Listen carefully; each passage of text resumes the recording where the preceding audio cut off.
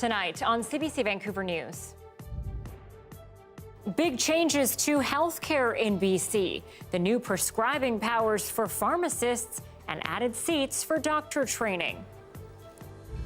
I think it's a function of how fast our city is growing. Plus, looking for a Christmas miracle, how the land crunch in the Fraser Valley is pushing charities to the brink. I drive from Langley to Vancouver every day, so I spend a lot of money on gas.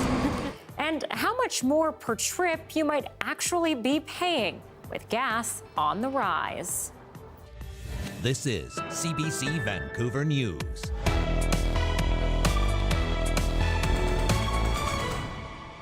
Good evening and thanks for joining us. I'm Anita Bathe. Let's start tonight with some changes aimed at relieving some of the pressure bearing down on BC's healthcare system. The plan includes giving pharmacists the power to prescribe medicine. As Mayor Baines tells us, the help can't come fast enough. They're known for counting tablets and advising patients, but new changes mean BC pharmacists can now prescribe and renew medication.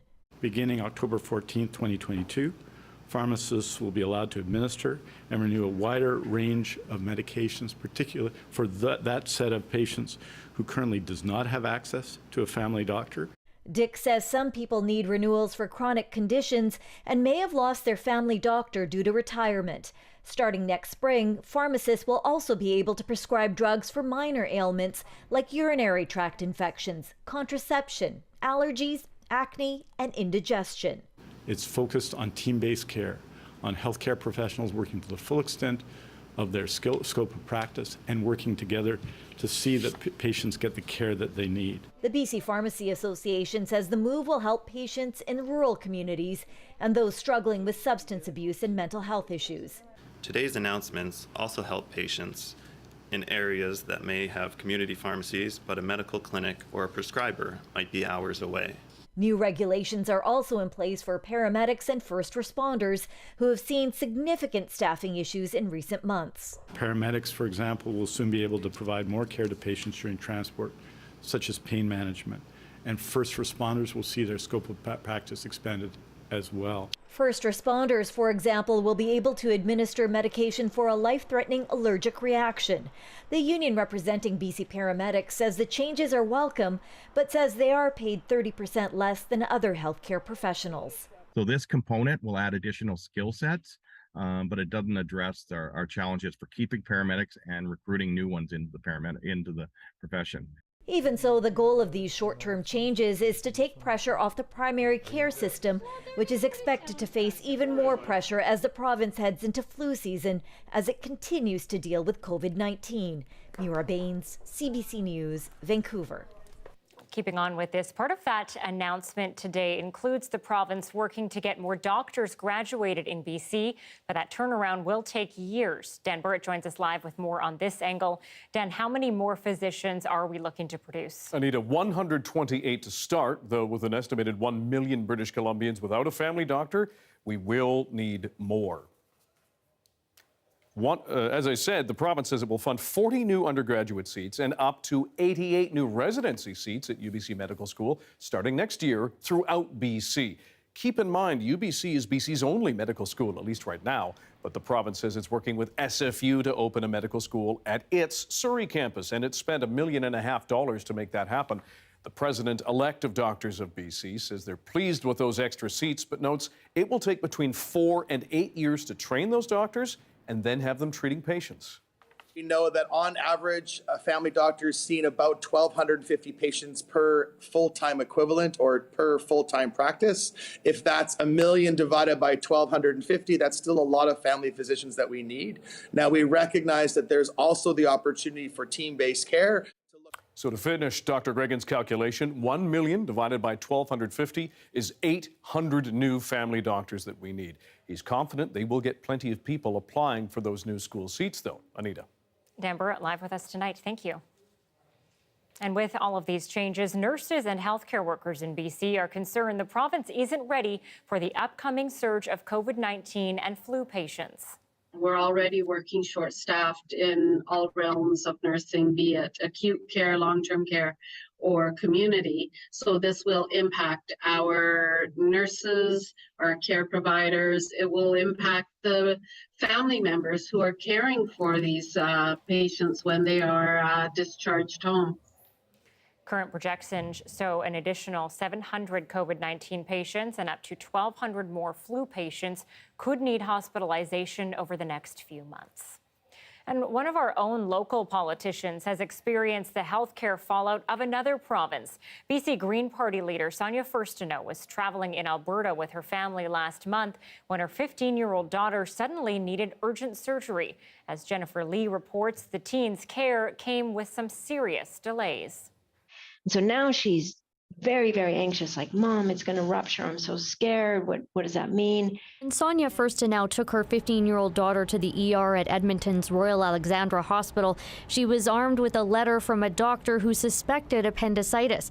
With the hospital overwhelmed, they waited more than 15 hours to get the diagnosis confirmed. It wasn't until the next morning that she got the ultrasound, and they finally agreed that the diagnosis was acute appendicitis. And then the nightmare sort of got worse at this point. Furstenau, who's the Green Party leader in BC, was told her daughter needed to go to the Stollery Children's Hospital for surgery, but she'd have to drive there because no ambulances were available. At the Stollery, they waited in the ER again. Her fever was really high. Her heart rate was over 140. She was in agony. 29 hours after going to the ER, the teen went in for surgery. Unfortunately, it's extremely common now. It's a day-to-day kind of occurrence. And no, it's not isolated to any one hospital or any one zone. Dr. Paul Parks is head of the emergency medicine section with the Alberta Medical Association. We're running our healthcare system on a whole series of near misses every single day. And we now know we are missing some. There is no question. AHS says it has apologized to the family and is reviewing the case. It says ERs across the province are struggling with staffing shortages, high volumes of very sick patients, and the ongoing impact of COVID-19. I know that healthcare workers, nurses and doctors and everybody are doing their best to keep Albertans safe. Meanwhile, nurses call delays like this unacceptable, and they're calling for action. I don't feel that the government here has acknowledged the extent of the deficits we have, and have certainly not engaged my union, other unions, in terms of how do we approach this. Jennifer Lee, CBC News, Calgary. The real estate crunch is extending across this province, hitting not only residential but commercial spaces too. And a lack of warehouses, retail and office in the Fraser Valley is making it hard for some charities to survive. The CBC's Saurabh Sandhu is looking at why this could be bad news for the holiday season. Each holiday season, they distribute toys to underprivileged kids. It's amazing. I feel like, well, almost like I'm Santa Claus or maybe one of Santa's chief helpers. But now, the Surrey Christmas Bureau is in need of a miracle themselves, unable to find the space to distribute their presents. We're looking for a retail type space where we can set up our toy distribution center.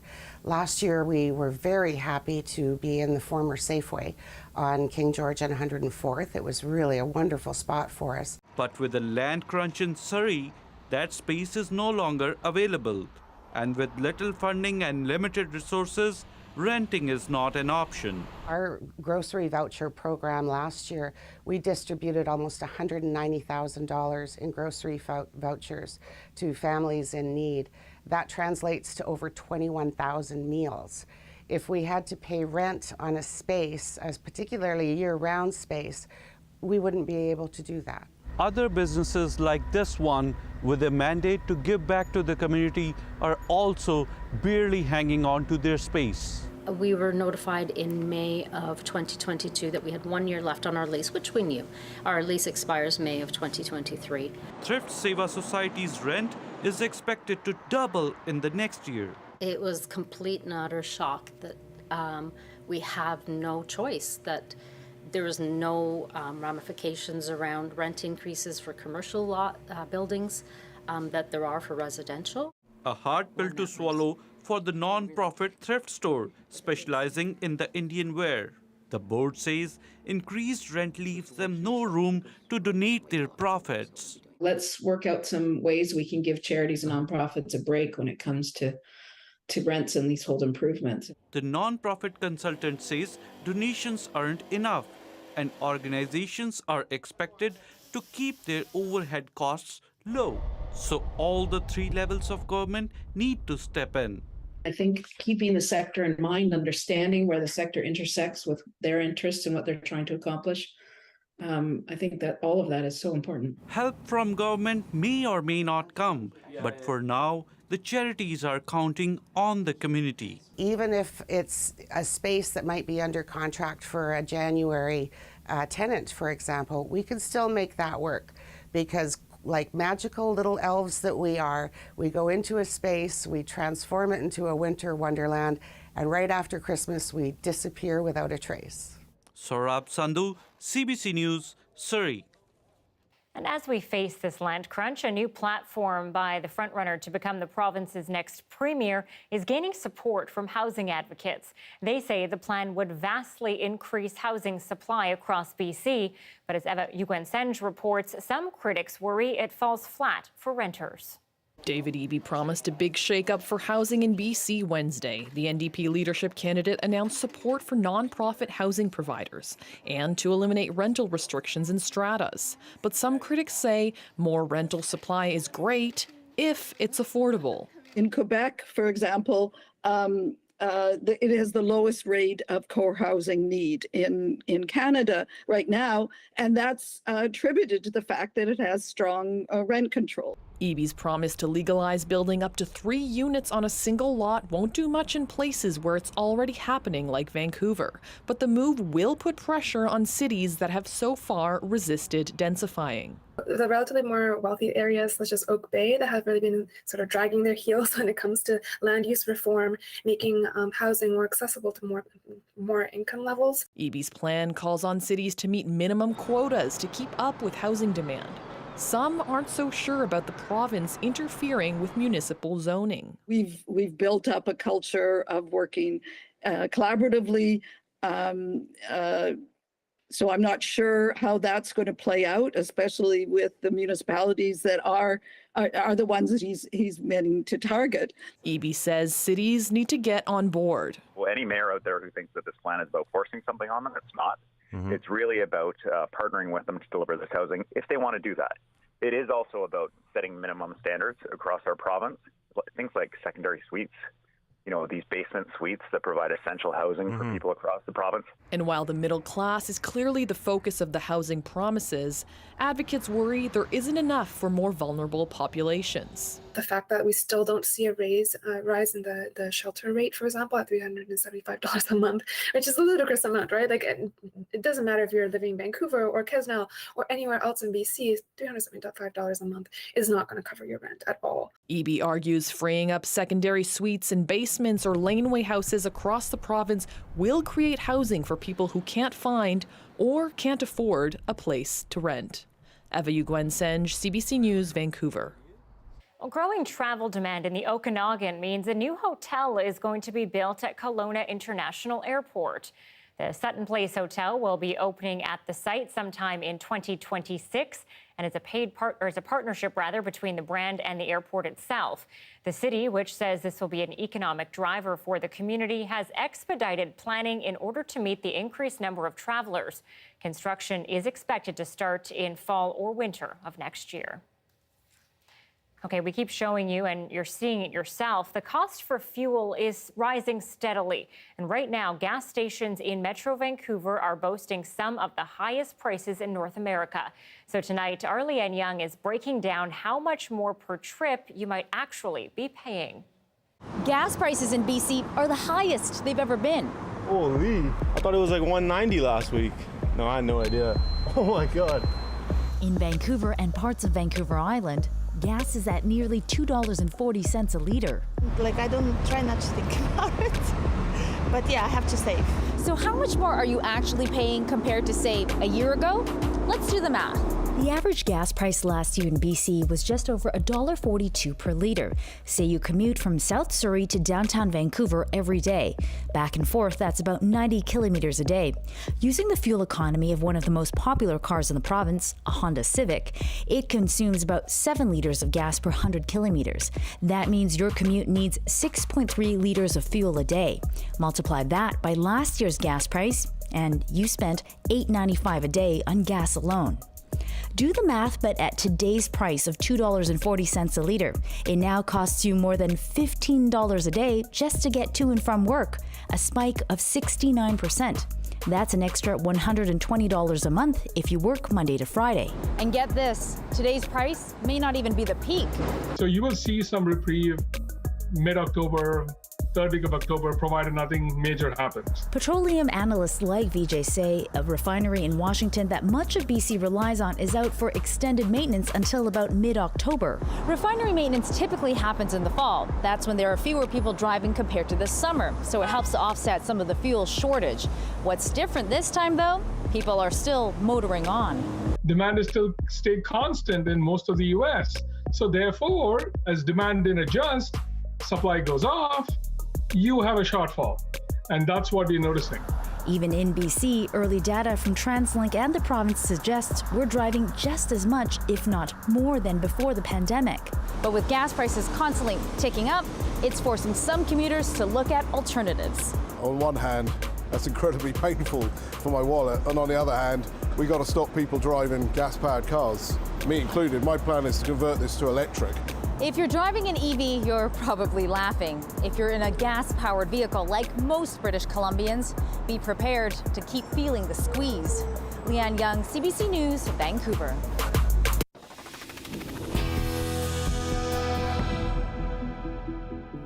An Indigenous family has traveled hundreds of kilometers to BC to honor their 20-year-old daughter who died of an overdose last week.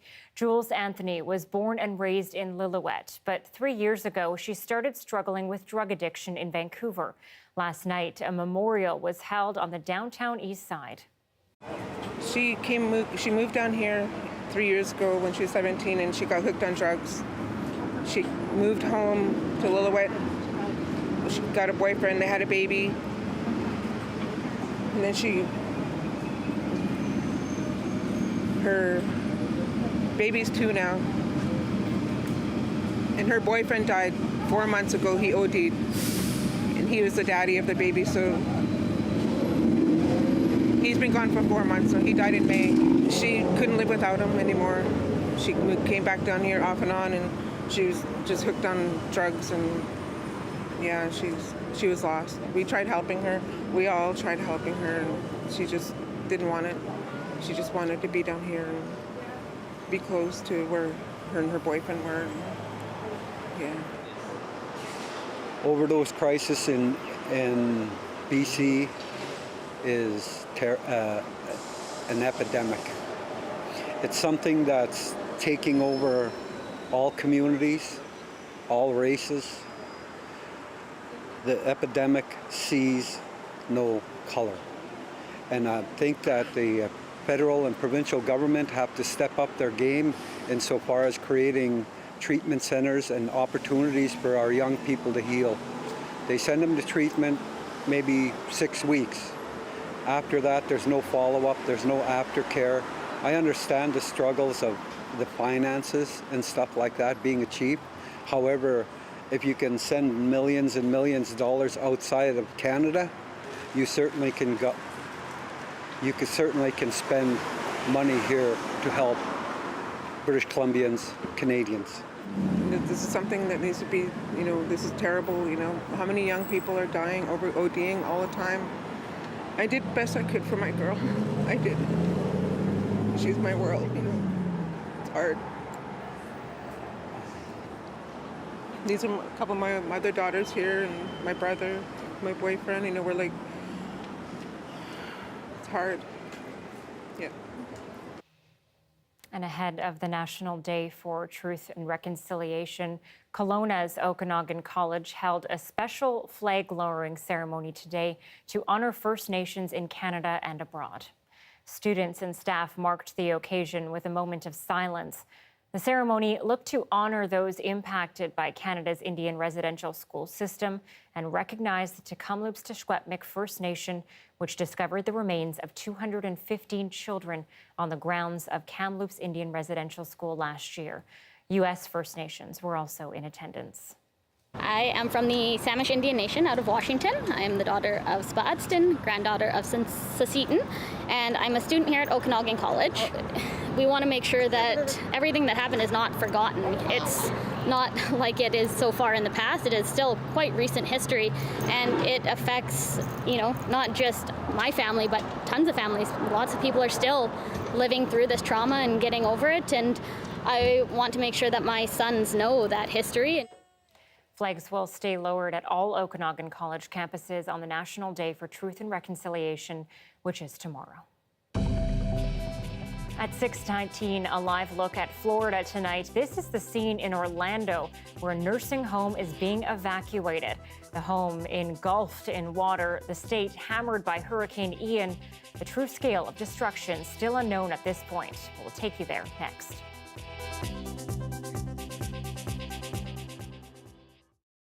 Thanks for watching our commercial-free live stream. Most kids probably know what it's like to spend the day out on the water, but do many of them know what it feels like to be a pirate?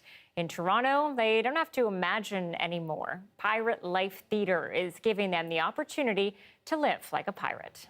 The villain meets us out on the water, and it's so cool to watch kids' reactions, like as somebody pulls up and boards the ship, like mid-show. It's incredible. Pirate life is all about creating magical experiences that'll last forever. From start to finish, we do a 90-minute experience. You're gonna come down on our dock, spend 30 minutes getting to know your pirates. You get yourself a pirate name, a pirate tattoo, maybe play some pirate games, and we're gonna do a land acknowledgement and head out onto our boat for 60 minutes. My name be Carly Castaway. On the boat, we are going to play games, complete challenges, learn to be treasure finders, see a treasure map, find treasure, see a sword fight, maybe fight a villain or two if we get lucky. My absolute favorite part of this is seeing the magic in the kids' eyes when they meet a real pirate for the first time. I come to you. Whoa! Like that, yeah. Less clammy, but that's... Oh my gosh! Why didn't you tell us? Watching them see the ship come into the slip, that's when they're absolutely all in. Like, the pirate ship's coming in, it's moving on the water, I'm gonna get on that ship, I'm gonna fire off the water cannons, I'm gonna be a pirate. That's when we sell them, for sure. And there you are. And for you? And we got treasure, and we got to spray bad guys. They're cannons, but they're water. They shoot water. It was really fun. We got treasure. Pirate, what do you do with a birthday pirate? Throw them in the crow's nest. We invite families, birthday groups, camp groups, any kids who want to have an amazing time to come out onto our boats.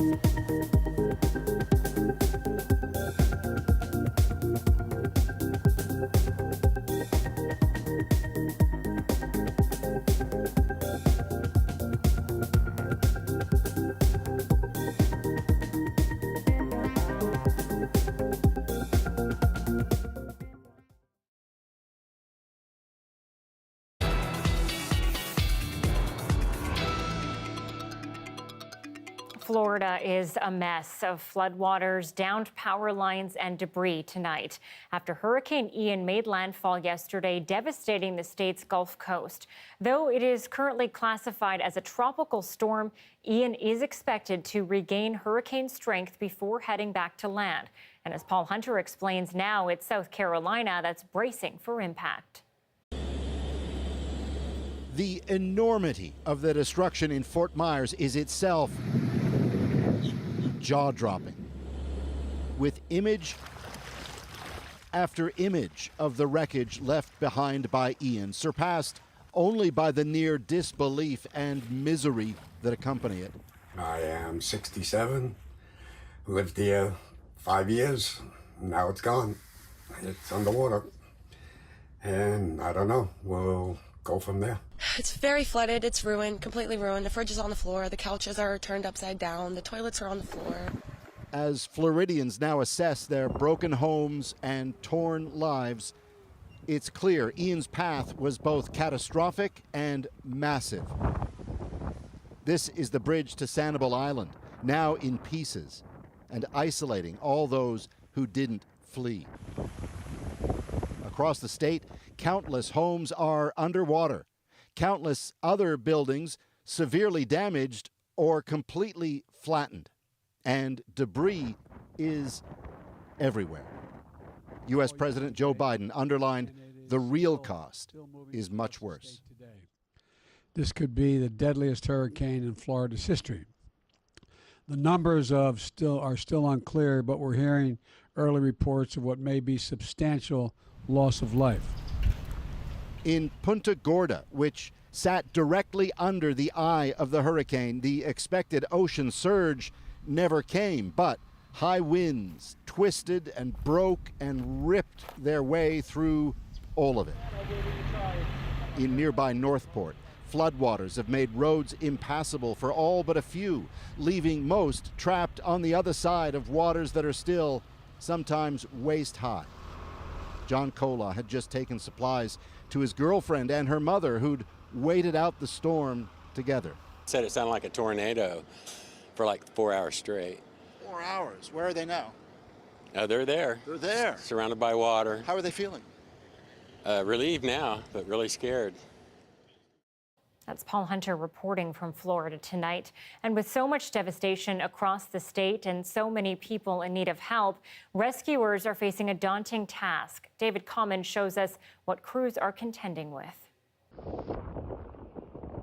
Ian's storm surge has been so sudden, so fast, that anyone on level ground can be in trouble fast. Even when the storm passes, rivers replace roads, roofs largely gone. Rescuers prepared to cut their way into homes if needed. You really want to get out there and really try to find as many people as you can and help out. We're doing what we can. On the ground, babies and children are pulled from danger. A nursing home in Orlando evacuated, even as its halls fill quickly with water. So overwhelmed are emergency services, this crowdsourced site is now listing rescue requests. Help needed from anyone who can offer it. Right. These are people coming from all over the country. I mean, they're coming from Louisiana, Alabama, Texas. But that help, thousands of troops, will take time. This is Fawcett ICU. Leaving many, including these hospital workers, to fend for themselves after Ian tore the roof off with patients still inside. You want me to come out? Why, you might ask, is the driver of this car even out? Well, look closely. She's wearing scrubs, maybe a healthcare worker trying to get to work.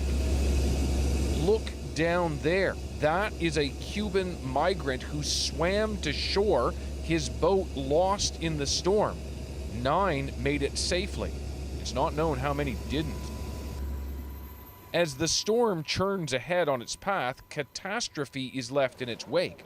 There is no sense how many still need rescue, how many will run out of food, how many homes are a complete loss, or how many are already dead.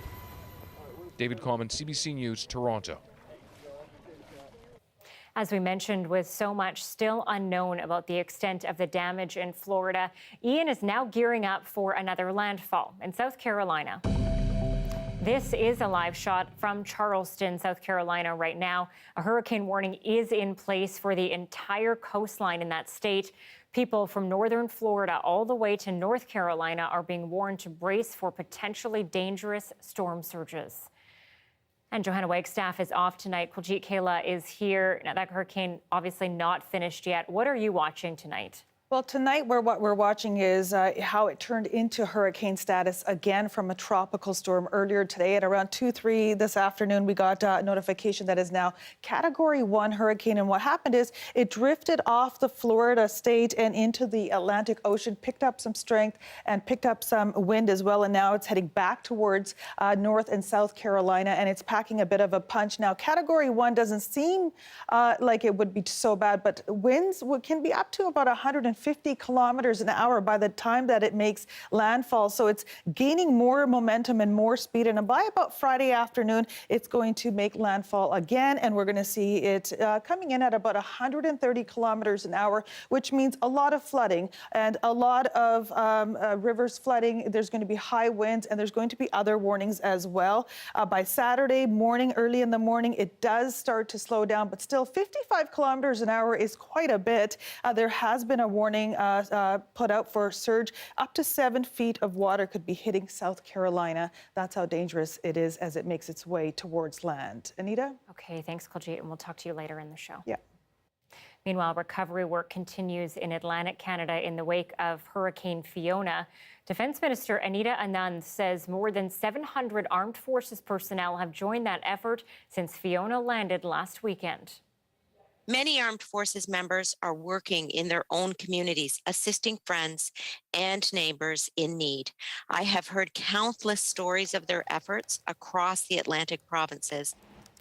The biggest tasks remain clearing debris. In Prince Edward Island, several roads remain closed because of damaged trees and fallen power lines. Residents are urged to avoid taking non-essential trips. Federal officials say about 180 small boat harbors were in the storm's path, and many fishermen dealing with damaged or lost gear are looking to Ottawa for compensation. The CBC's Terry Roberts has more on the mounting losses. In Burnt Islands, some 30 coastal fishing properties have been smashed. Similar destruction down the road in Rose Blanche. Somewhere on the bottom, 3 outboard motors, a freezer and fishing gear. Lots of it. Sad like this. 35 years gone. From Burgeo to Cape Ray, it's believed at least 24 commercial fishermen are crippled by Fiona. Headley King lost 3 fishing sheds, a wharf, 40 tubs of halibut gear, a big replacement cost. Anywhere up to $100,000 for sure. King says he wants to rebuild, but at 66, it's not easy starting over. I'm not as fast as I was one time, so there's quite a difference, right? You know what I mean? King is not alone. Many fishermen along the southwest coast are wondering whether they can recover from the damage delivered by tidal surges not seen before in these parts. Headley King says he'll need help to get back in business, but so far, nothing concrete. On Wednesday, the issue came up in the House of Commons. Sources have confirmed that due to storm surges from Fiona, fish harvesters on the southwest coast of Newfoundland have lost over $2.5 million worth of fishing gear and property. Many will struggle to be ready for next year's harvest. So this MP says Ottawa needs to help. Will the Minister of Fisheries show she cares as much about fishermen as she does about dead lobsters and compensate them in a timely manner so they can prepare for the coming season? The federal fisheries minister says she's heard the calls for help, but stopped short of promising federal aid. Mr. Speaker, I've had a chance to hear from and discuss this with provincial premiers, with fish harvesters and their representatives, with members of parliament, and it is a very distressing situation. We are going to work collectively in partnership to do everything we can for supporting our fish harvesters going forward. We recognize that it won't touch everybody. Yesterday's provincial aid package targets those driven from their homes. The Premier believes Ottawa has a duty to help fishermen. The federal government has been there to support fishermen in the past, and I'm sure they will in the future. Meanwhile, Headley King is defiant. Will this drive you out of business as a harvester? No. No, it won't. No. Now the powerful fisheries union is mobilizing, sending officials to this coast early next week to gather an inventory of all the losses and then sending that information to the feds, fully expecting that there will be help. Terry Roberts, CBC News, Port aux Basques. Prime Minister Justin Trudeau visited the storm-battered Magdalen Islands in the Gulf of St. Lawrence today. Talking about how we're going to be there as partners going forward, working with the province, working with municipalities, working with individuals and communities that need support. We know climate change means more extreme weather events in the coming years, and how we rebuild, how we adapt, how we adjust to the challenges we're facing is going to be extremely important. Trudeau also met with the mayor and business leaders and discussed support needed to help with recovery. He also spoke with local fishermen and senior residents there. And Hurricane Fiona has been tough on many people across the Atlantic, across Atlantic Canada, and for vulnerable populations like those seniors I just mentioned, it's even harder. The CBC's Laura Meter checked in on some of those senior apartments and care homes on Prince Edward Island to see how they're coping in the aftermath. Just pouring like it was outside. There are puddles in the hallway of this provincially run apartment building for seniors. Don Roberts believes maintenance people could have done something by now to deal with the leaky roof caused by Fiona. Yesterday, the rain was bouncing off the floor in the common area, what they call. Everything is soaked. The floor was soaked. Eventually, it leaks down through the floor. So where is maintenance? If somebody would have put a tarp on that roof, would have been a couple of hours, would have saved a lot of misery for people in here. So I'm calling on the minister to make sure that our senior units are taken care of and that people are checked in with. Residents also say power outages meant hallways were completely dark for 4 days. The province says their maintenance crews have been working around the clock and damages here are minor compared to other properties, but the plan is to send a contractor. CBC talked to several nursing homes in Charlottetown. None had significant damages, but some are still on generators. Both public and private homes brought in extra staff the night before the storm, but problems with cell phone service made it difficult to communicate. All homes dealt with staff not being able to come in. Yeah, we did have many staff who were not able to make it to work, especially Saturday morning. The major issue we had was with communication, the cell phone networks being down.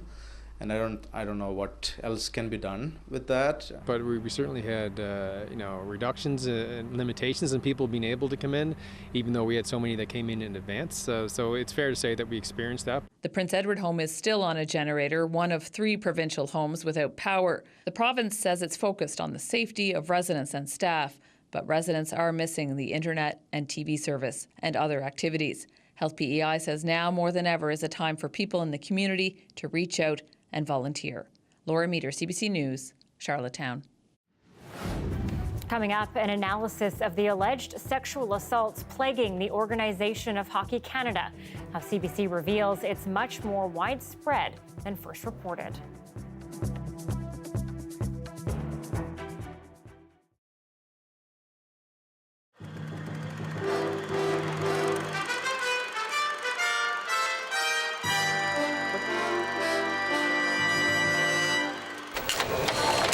The most common mistakes in hospitals involve medications. Wrong dose, wrong drug, wrong patient. This Toronto hospital says it has reduced those mistakes through something called unit dosing. It involves packaging patients' medications in single doses. This high-tech robot is part of the delivery system at this hospital. Even though studies show unit dosing reduces medication errors, most Canadian hospitals don't dispense drugs this way. Now, a committee of representatives from several national organizations has come up with recommendations to protect patients from medical errors. Professor Ross Baker sat on the committee. He says it's time Canada accepted this as a major problem. The issue of adverse events has been a largely hidden issue, except for certain celebrated cases that we've all heard about across the country. Among the key recommendations in the report, set up a National Patient Safety Institute to coordinate improvements across the system, change laws so that doctors and nurses who report mistakes have some protection from litigation, publicly report hospital quality and safety records. Dr. Philip Hébert studies patient safety. He says openness is key. Making sure that we all learn from these mistakes. If we don't If we're not honest about and open about these mistakes, they will happen again and again. Susan McIver wrote a book about medical errors. She says health professionals don't need to wait for recommendations to improve patient safety. It's also tunnel vision and diagnosis. It's even such simple things as not washing hands properly. The report calls on the federal and provincial governments to spend up to $10 million a year to implement the recommendations. It says that would be a good investment.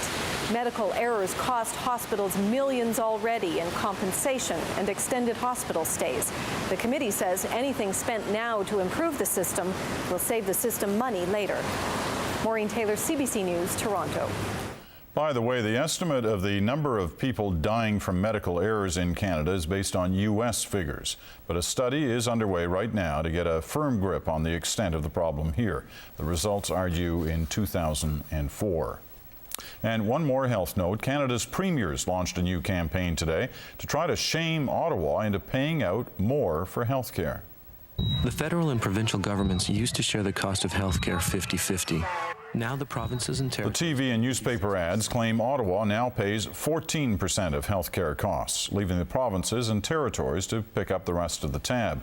Nova Scotia's premier is heading up the campaign. We are quite simply demanding that the federal government start contributing its fair share. Federal Health Minister Anne McClellan says the premier's got the math wrong and that Ottawa's contribution is almost 3 times more than what they're claiming.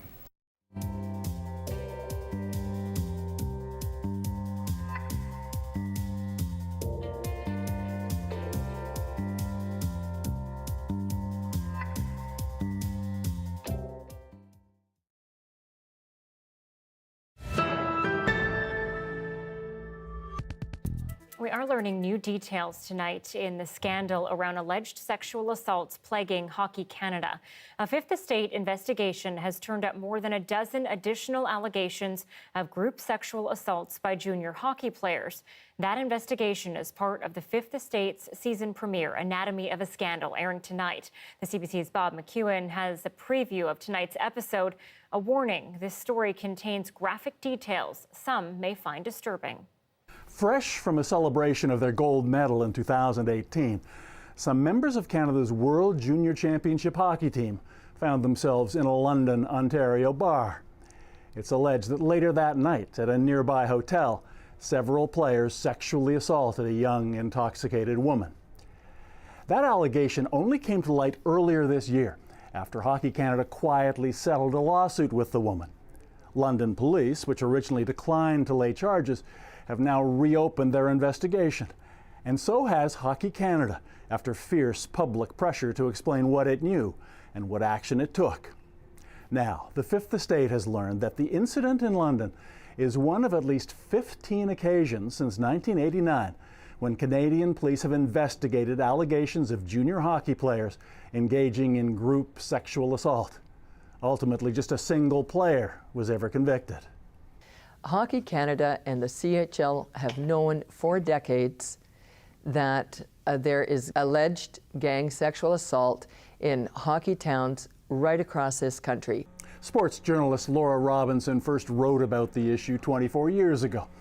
She says Hockey Canada has a cultural problem that promotes sexual violence, and what's alleged to have happened in London shows how little that's changed.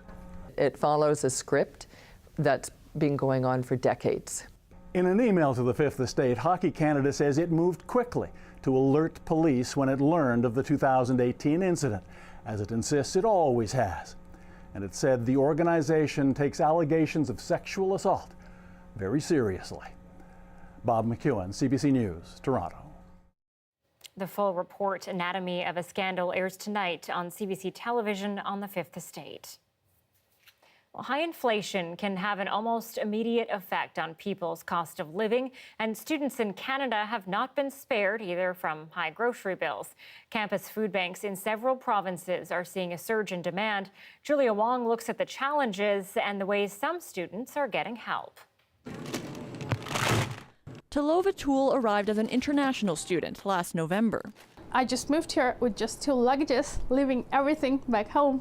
And it was winter and everything was so expensive. some campus food banks across the country say they've seen demand soar. Inflation, rising tuition, and higher living expenses means money for lots of students is tight.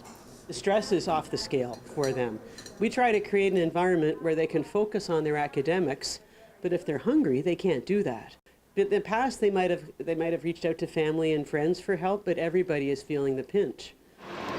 So schools are getting creative, adding buses to take students to cheaper grocery stores. We're also increasing our grocery bus program. So we have a grocery bus that takes students from this area, which has some of the most expensive grocery stores in the city, to further down where there are cheaper and more varied grocery stores. They're expanding breakfast programs.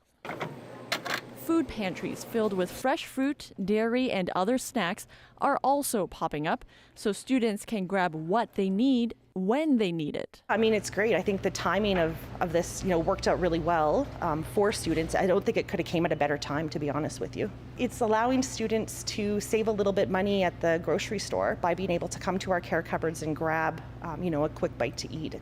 As for Toole, she is now a volunteer at the campus food bank because she knows what it's like to be hungry. It kind of gives you a sense of uncertainty, and your mental health takes its toll. A toll these innovative programs hope to address by meeting students where they are. Julia Wong, CBC News, Edmonton. Weeks after devastating monsoon floods caused a humanitarian crisis in Pakistan, experts say the country is in a critical situation with large swaths of the country still waterlogged. We'll take you there next. And at 6:44, a live look at the Port of Vancouver over to the North Shore tonight. The long weekend is ahead and it's set to be a warm one. How hot? Well, Kuljeet Kaila has the weekend forecast next.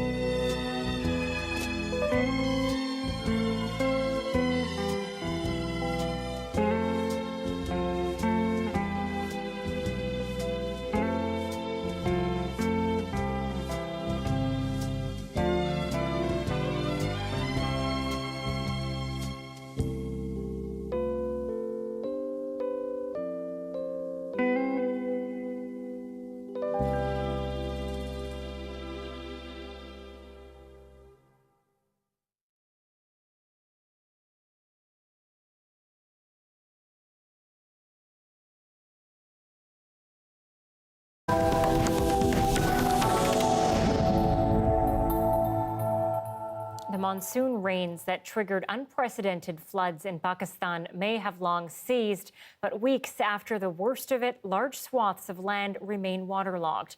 The disaster has directly affected nearly 33 million people, half of them children.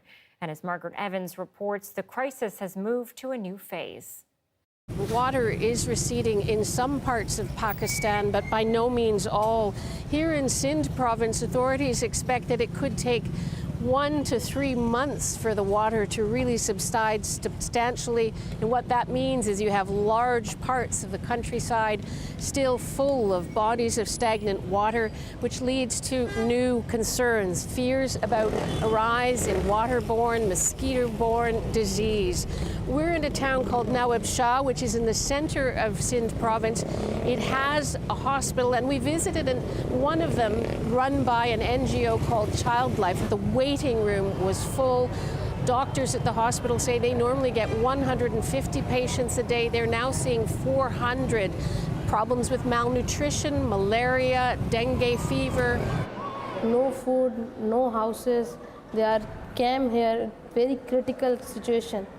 Of course, part of this depends on people actually being able to reach medical care. And one of the things that's happened with the flooding is that it's changed the geography of the place. So someone who might have lived in a village just on the outskirts of a major urban center like this one might now find themselves simply unable to make it to even the most rudimentary medical care. We spent time with UNICEF further north from here, near a town called Dadu, and district authorities who are sending doctors and nurses out by boat to reach some of these communities. They had to load up their drugs, malaria drugs. Vaccines had to be kept cold. It's a huge logistical challenge to people. Other problems looming on the horizon, of course, is people suffering in this flood. Many of them were already living very difficult lives, and they've lost their livelihoods. Cotton, wheat, a lot of farm crops gone, and that's raised fears about potential hunger problems down the road. This is a country where some 16% of the population was already dependent on food aid before the flood happened. Margaret Evans, CBC News, Nawab Shah.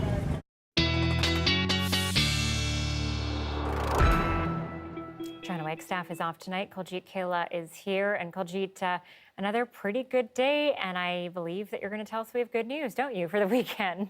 You know, it's that time of year where we start to switch out our wardrobe from summer to fall and sweaters. It's not going to happen for at least another week as we see a ridge of high pressure across most of BC and temperatures still sitting in the 20s for some parts of the province. 19 degrees in Abbotsford, 17 in Kelowna. This is a cool down phase because temperatures are going to start to rise in the next couple of days. Today's hot spots, Kamloops at 25 degrees, 22 in Merritt, 18 in Revelstoke.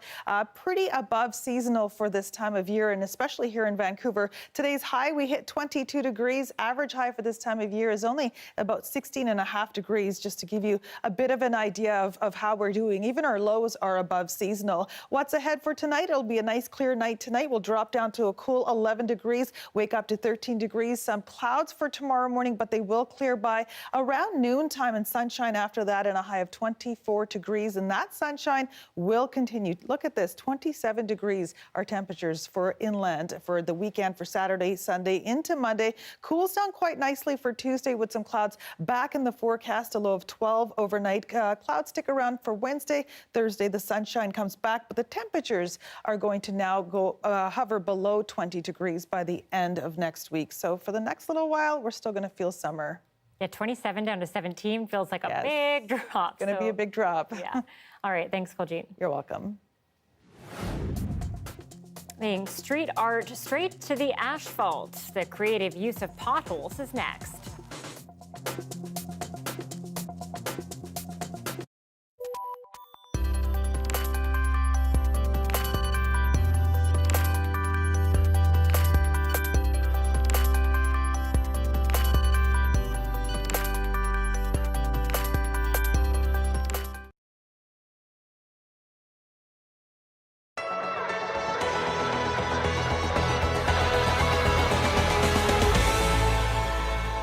It's in Hartney Cemetery, and there's a memorial This little album is how Gordon Newton remembers his uncle. Corporal Eldon Hatch was killed 80 years ago today during the Dieppe raid.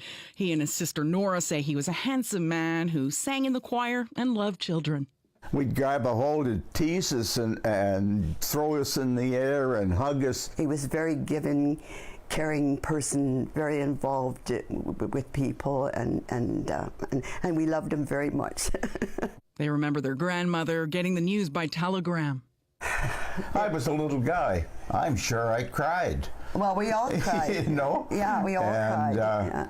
I missed him like heck. Their uncle's last known address was here on Lincoln Avenue in Winnipeg. It's one of hundreds of homes across Canada to be sent a postcard like this. A new exhibit aims to keep memories of Dieppe soldiers alive. And we thought, well, if we can tie a serviceman who was killed overseas in 1942 to a current address, maybe that gives, the person at that address, a little bit of a pause on Friday to think about, who was that person? Another postcard was sent to this home on Spence Street. The room that I sleep in, that could have been his room. Kathy Fossin wants to learn more about the fallen soldier who once lived in her house. Chills. Just gives you chills and makes you appreciate what you have and what others sacrifice so you could have the freedoms that we actually have today. Historians couldn't find a photo of Sergeant Nestor Parent, but they do have a picture of what his life was like and the horrible way it came to an end. Parent left his Winnipeg home after his parents died and enlisted with Les Fusiliers Mont-Royal. The regiment suffered some of the highest casualties at Dieppe. Witnesses saw Parent crawling on the beach where he was fatally shot by the Nazis. Gordon and Nora hope the stories remind Canadians of the horrors of war. If you look at the news today, the actors changed, the positions changed, the issues changed, but we can't seem to learn to get along together. We live in a wonderful country, and it was, and people sacrificed their lives to make it that way. People like their beloved uncle, Eldon. Emily Brass, CBC News, Winnipeg. It is, I think.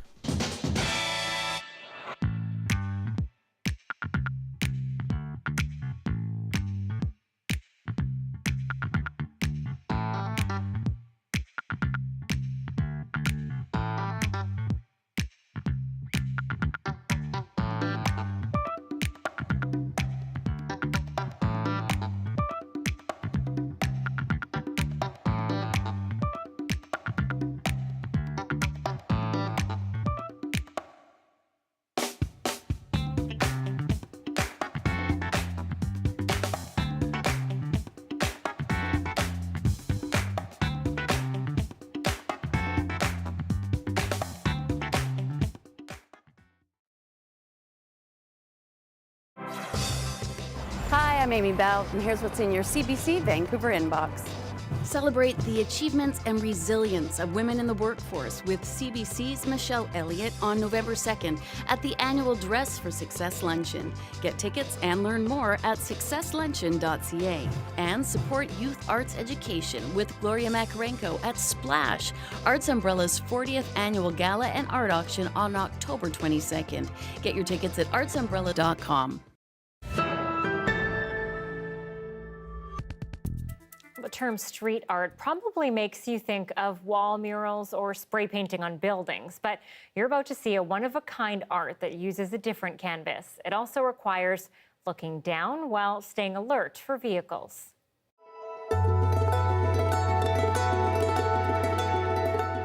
The success of this whole thing and why it took off is really because everyone can relate to it. It doesn't matter who you are, where you live, how much money you make, whatever. Everyone can relate to potholes, and everyone hates them. I've done, I think, about 103 right now, total, and each one's got its own story in terms of how it got there. Finding good potholes is the most difficult part of the whole process, because most don't work. Pothole art costs a lot of money and time to do, and so when I decide to do one, I need to make sure that it has the best chance of long-term survival, that the street doesn't look really beat up and ripe for repaving and whatnot. I never meant to be a street artist, but given where this pothole thing has gone, people said he's the ultimate street artist, and I never really thought about that, but it's totally true because I'm the only one literally doing it in the street. It's PR 24 hours a day. It's just there. Anyone can view it. It's like a little open air gallery for me, kind of, and hopefully puts a smile on somebody's face because it's unexpected.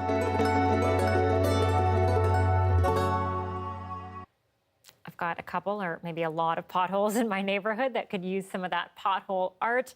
Super creative, beautiful work.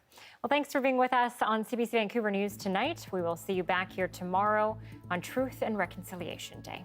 Good night.